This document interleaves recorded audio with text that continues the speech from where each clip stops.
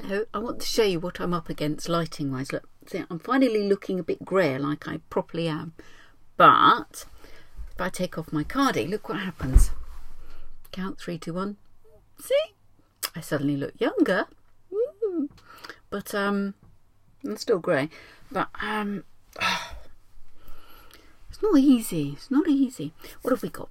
Oh, today was booking in day. And it was loads of fun. Lots of lovely people phoning in. And I'm really looking forward to teaching their children. And a lot of them are younger brothers and sisters. And I remember when they were diddly little squirts. And now they're coming for 11 plus. Seems hardly possible.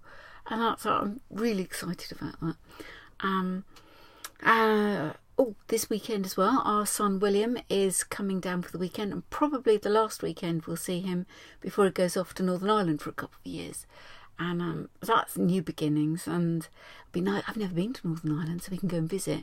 I understand it's absolutely stunningly beautiful, so that will be nice. A lot of the people's been looking around schools, and some of them quite enthused by it. I was a little bit scared, and so are their parents. The children are looking a little bit lost. Now remember, the schools are for secondary school pupils. It's not like your child will be a year 5 or even a year 4 child in amongst a sea of oafs. They will be one of the oafs. Which is more scary, I'm not sure. But nonetheless, it will be fine. And also, birds of a feather flock together. So I once read this experiment that if you put 100, 200 people, adults, into a big room and then say, go into groups of 4, but silently. 4 up, but in silence. And they all did it. And apparently all the adopted people found each other, the multiple divorcees, the very rich people, and I found that interesting, but I thought surely it's more in our nature that we find that which we've got in common with those that we've just met, rather than we meet because we've got something in common. So I run an experiment at the mock exams. I always allow children to sit where they like, and then I move them to suit my own particular whims.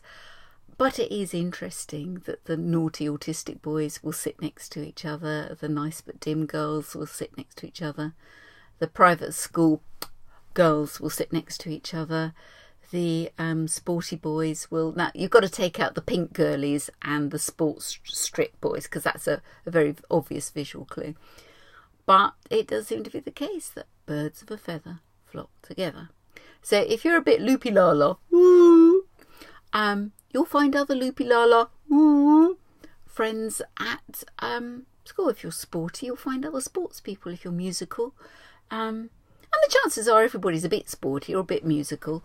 So it's more your emotional temperament rather than your actual interests will be the friends that you make. And that's great, because at this stage, normally it's the bright children stick with the bright children. And since there's only 2, 3 per class, really bright children, they will gravitate to each other because there's nobody else. But once you get to a grammar school, there are lots of bright children, so you can sort of, and that's really exciting. So don't go to school with your friends and be in separate classes, and make new friends, make lovely new friends, and keep your old friends as best friends, life friends. They'll be your friends forever.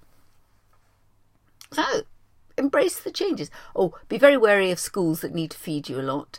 And be very wary of schools that don't show you around when there are other pupils there. Now, obviously, all the A-levels and GCSEs have gone, and there's a lot of children will be off-site. But if they're particularly choosing times when there's nobody on site, you have to ask why. And it might be that they don't want to disturb their normal pupils. That is a valid reason. Have a lovely week. And I'll see if I can work out how to stop this. Bye-bye.